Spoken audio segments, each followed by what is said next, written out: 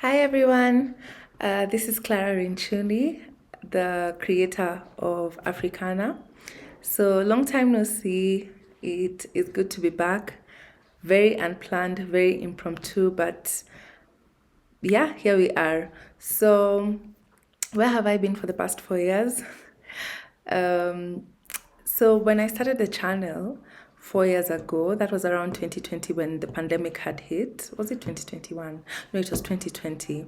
So when I started the channel, my idea was, freedom. So I felt very convicted that if people knew more, they would be free to do more, right? Most of the times we don't do as much as we could do because we don't think that it's possible or we don't know that it's possible. That's where my mind was at in 2020. So my thoughts were, I'm having this really rich and fulfilling and exciting conversations with the people in my life. At that time, it was family members, it was friends who were in business, family members who are also in business. For my sister, our relationship was really good, which is exponentially better now. But I just felt like there was a wealth of information that I had at the time that I wanted out in the world. If people know better, then they have more options. All right, so I did the first season and it was filmed. A couple of friends helped me with the filming and with the recording and with the editing. Very beautiful work that they produced. And that was it. That was season one. But right at when I finished shooting and publishing, I was also going through a transition, a career transition. I was trying to figure out where I want to be in my career.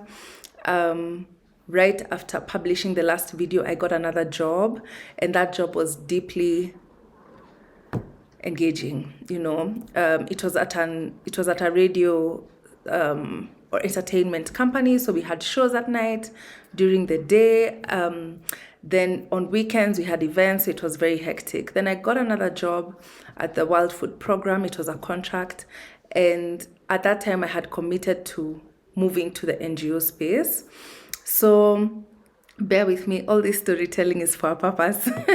So I moved to now WFP, and at that time when I got the job, the role was based in Rome, though it was remote, partially remote. So I was also traveling a lot in that role. Now, in that role is when I realized that there was a lot of conflict inside of me. So, for context, when I started my career after university, I started working in the advertising industry.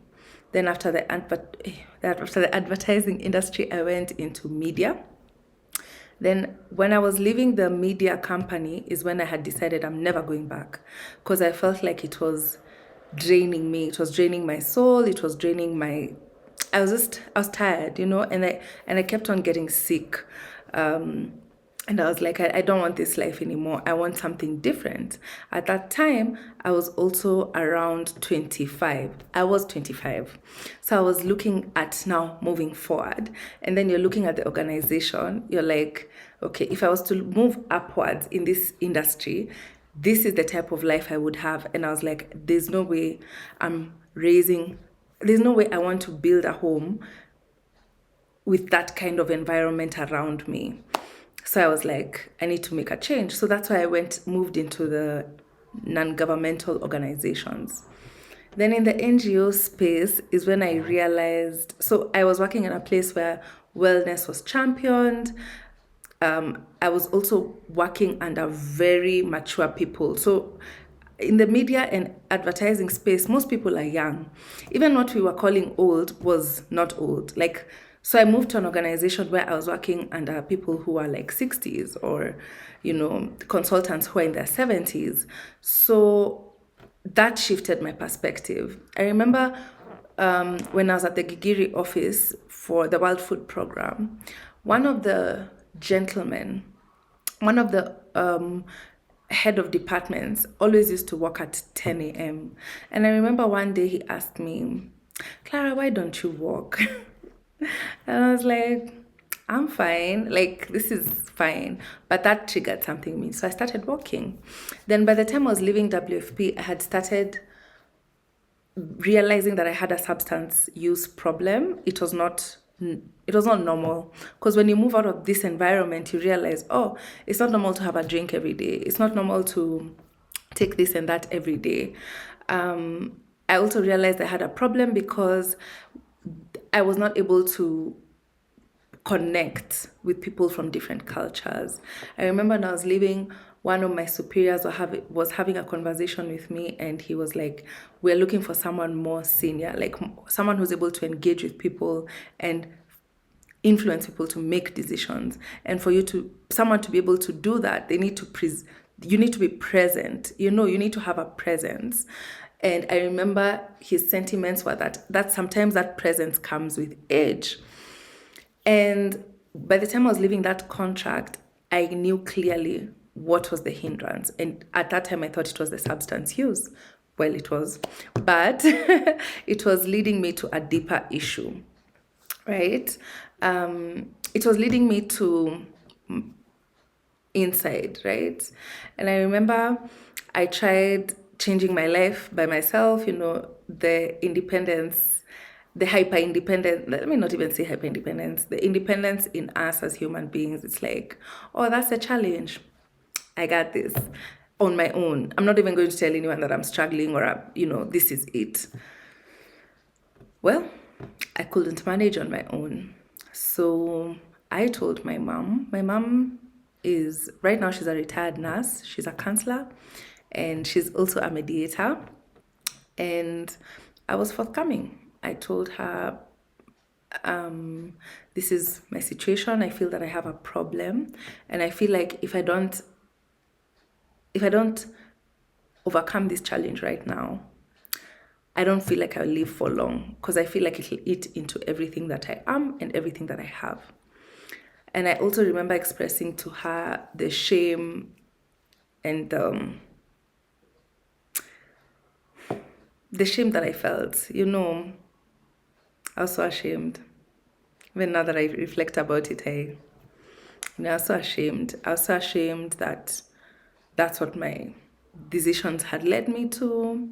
I was so ashamed that I didn't feel like I knew myself.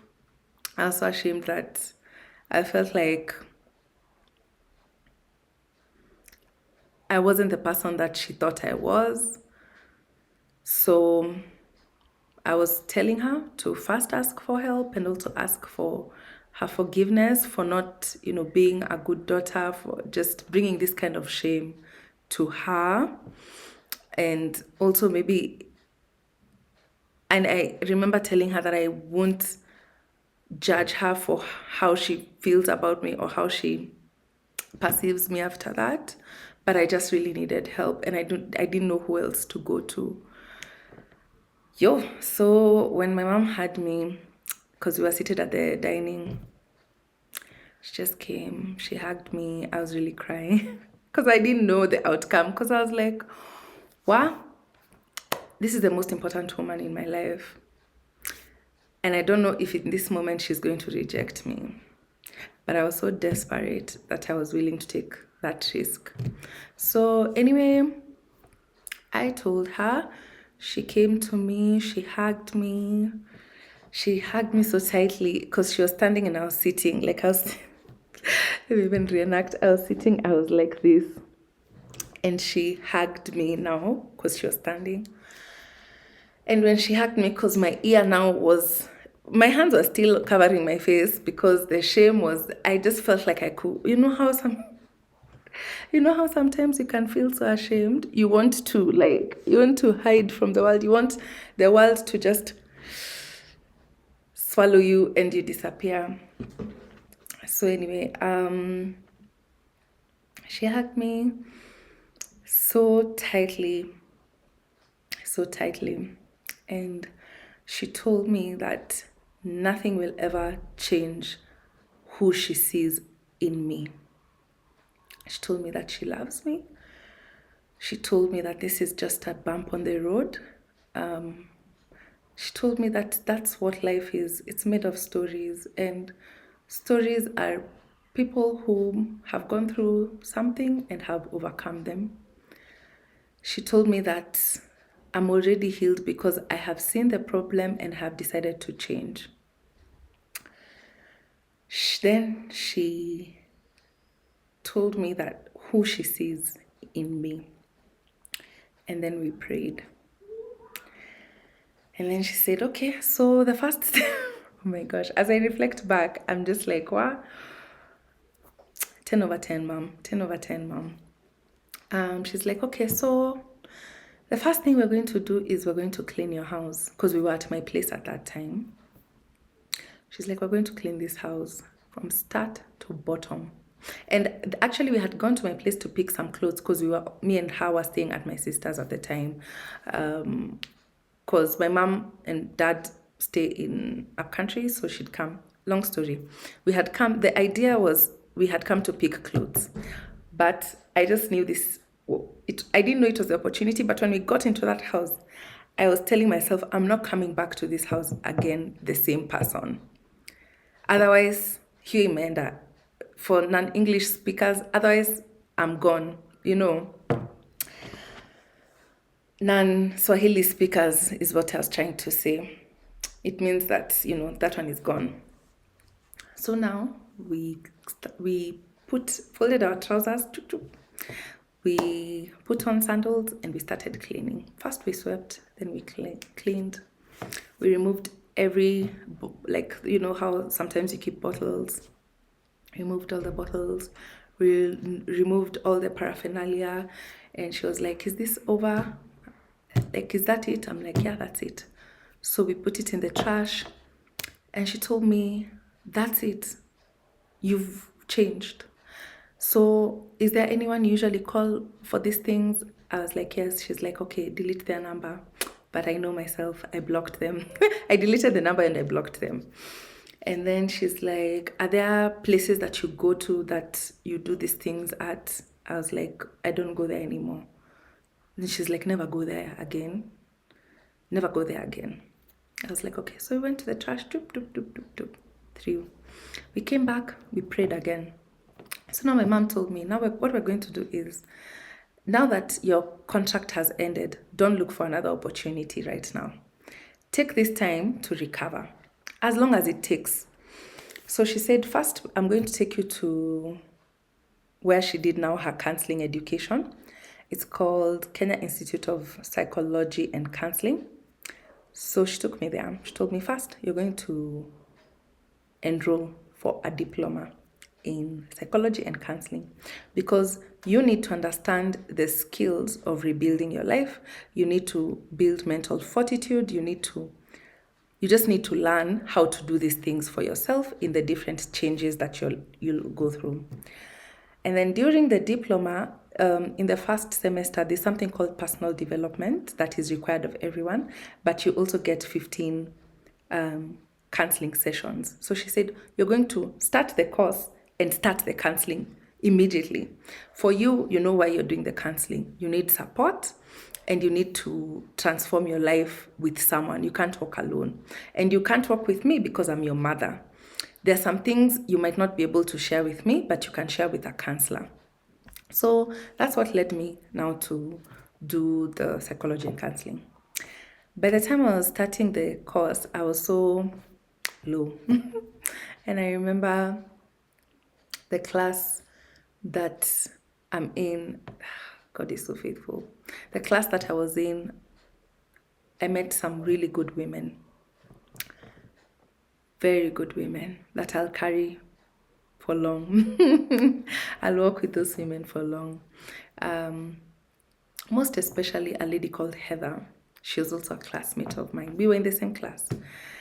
And I remember Heather loved me, or rather loves me. And I speak from the first time when we met, we didn't know each other. And then I went through the process of now personal development, counseling, and my life changed, to be honest. My life changed, and so many women worked with me to make that change happen. But now the purpose of this video that I'm getting to, that change led to me discovering. So first, I became sober for life. Then I also now started learning about the makeups of a person, right? Now, in my context, a woman. So as we were working through it, you know how you just know, okay, there's the body, there's the soul, there's the spirit, da da da. But you never really know much. You're just like, it's like a tick, a checkbox, right? So now I learned about the spirit, a woman's spirit to be precise, because that's my context. I learned about the spirit in a classroom. But those conversations in class opened a door that I didn't even know existed in my mind. By the time I was going home, my mind was buzzing. I'm like, a spirit, what is my spirit? Is it like a ghost? Is it like a thing? So I started now doing my research on the laptop. And something inside me told me to call my mom. My mom stars a lot in my life because she's I even get sentiments from my relatives. As you grow older, you're growing you look more and more like your mom. Well, it's no surprise. So I call my mom and I tell her now what I've learned in class. My curiosity, I'm like, woof, guide me, like give me more information. So my mom asked me, why don't you go back to Paki? Paki is the church I go to, where now I'm a member, I worship and I serve there. She told me, why don't you go back to Parklands Baptist Church on Sunday? Just go see what happens, right? And I'm like, yeah, I will. Then she's like, these are those things you figure out for yourself. And it's step by step, but you're on the right track. So I was like, cool. So that Sunday I went to church. Pastor Simon, Dr. Reverend, all those titles are so flowery, but he really deserves them. Pastor Simon was preaching, and the context of the sermon was around the prodigal son. And I was like, wow, God is so humorous. Of all teachings in this, big book. So anyway, I listened. I felt like that was a message for me. And I was like, okay, I'll take it. I'm a very obedient person, mind you. I'm not, I can't lie about that. I'm a very obedient person. So if I feel convicted that that's the message, I'm going to do it. I'm going to do it. So I did it. I came home and I was like, yeah, I think Christ is the answer. So how do I start? So I was like, okay, first start going to church. And then there was the Wednesday services that are happening. So I was in church on Wednesday and Sunday. And I was just open. I knew something would come of it. So I'm still going to school, church, right? And then now I started applying for jobs. But this was like now 5 months into time. So it was 5 months after the contract that had ended. This is all happening in a 5-month span. So the 6th month, I got now a client who is now my current job. And then I started going for Friday Bible study. So Parklands Baptist has a youth church. And then in the youth ministry, there's a young professionals Bible study in the evening. So I started going for that. And then there is when I felt, okay, I feel like I have a reawareness of who Christ is. I have a reawareness of who God is. And you know what? Sign me up. Sign me up. I was like, yeah, imagine. I'm just like, yeah, this is it. I was like, I know this is it for me. So I got baptized last year, September, I think the 21st. And then that was like the official, we made things official. So then after that, then I went through membership classes for Paki, became a member. Now, once I got baptized, my old self died and I was reborn in the spirit. I knew that as a fact, like as, you know what, when you read what is written, but I didn't know what that means. Like, what does that mean on a daily basis? What does that mean? Okay, yeah, I've been baptized, but I don't really feel, I'm the same chick, I have the same job, I stay in the same place. Like, what is it that what do I expect? What do I become? And I remember that word, becoming. What do I become? I just felt like the person described here and the person that I was were like worlds apart. So, a friend of mine recommended Freedom in Christ, which is a course. And that course helped me understand what it is to be a follower of Christ, God, me, and this new family that we're in. So now, that whole journey, my journey in faith, which I am very much on, I would say that I am a young woman in faith, right? So today, I was reflecting. There's a book I'm reading called The Circle Maker by, I think it's Mark Batterson. Sorry, I was just looking at it, it's just right there. And The Circle Maker, it's a book about prayer and just building your prayer life. And I was writing my life list. Like, what is it that I want God to do through me? Small stuff, big, hairy, audacious goals, and the in-betweens. And one of them that I wrote was, I want to share the message of Christ to women because I'm a woman. Sometimes it's good to be also honest with yourself. If other people hear the message, great. But who can I communicate to in a way that is deeply, deeply, deeply relatable? It is a woman like me.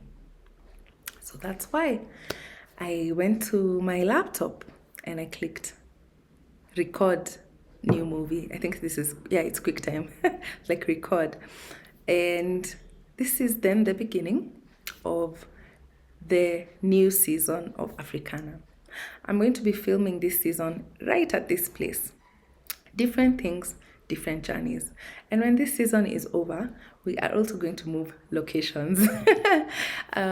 This is not pre-recorded, it's not edited, it's not,